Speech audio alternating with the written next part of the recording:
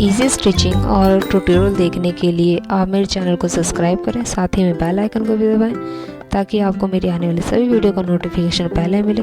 अगर आपको ये वीडियो यूज़फुल लगे तो प्लीज़ एक लाइक ज़रूर करें। Thank you for watching.